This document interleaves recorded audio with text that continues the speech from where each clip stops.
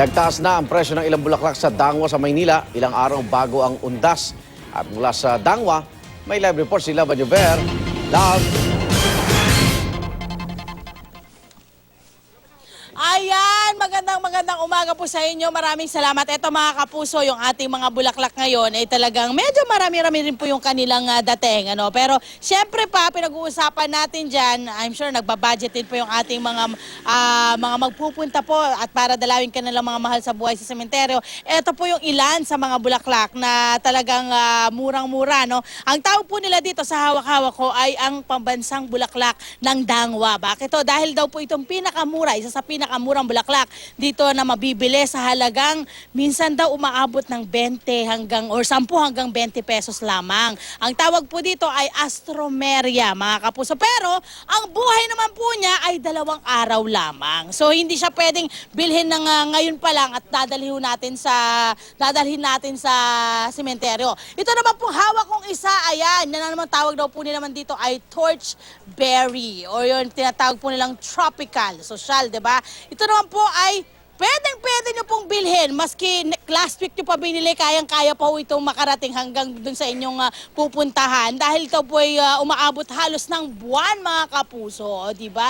Napakaganda. Lagyan nyo na lang ng design. At ang halaga rin nito ay napakamura. 20 pesos lamang. Okay, doon sa ating mga kapuso na nagtatanong ano pa ba yung mga iba pang bulaklak na pwedeng mabili sa bulaklakan ng Maynila, abay meron po silang Malaysian moms. Ito po ay lokal na nabibili or nakukuha mula sa kanilang mga supplier, 150 po per bundle po yan. Ayan, ang yellow wing naman po ay 130 pesos. Ang stargazer na nanggagaling po ng China at iba pang bansa, medyo mahal yan, alam nyo na, dahil nanggaling sa ibang bansa may tax. Okay, yan po ay nagkakahalaga ng 130 pesos ang kada stem. Minsan, ang swerte mo pag meron sa isang stem, 5 bulaklak, panalo ka na nun. Okay, ang ating Casablanca, yan po ay 130 pesos. Ang carnation ay 180 pesos pang kada bundle. Ang ating mga rosas, mabili, actually sinasabi nila, pag ganito raw pong undas, lahat ng bulaklak ay nabibili. So,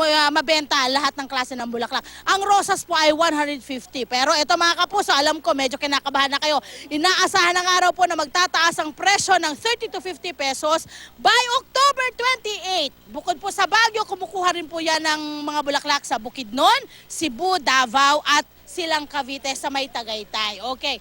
Ma'am, kasama natin, napakaganda ng pangalan niya, pasok na pasok dito sa Dangwa. Siya po si Miss Maribel Pamulaklakin. Di ba? Pati siya natuwa doon sa pang-apelyido niya.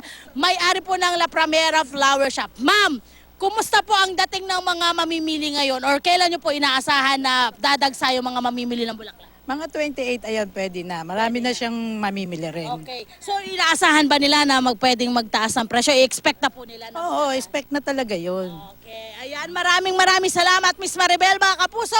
Yan po muna ang update namin mula po rito sa Bulaklakan ng Maynila sa Dangwa.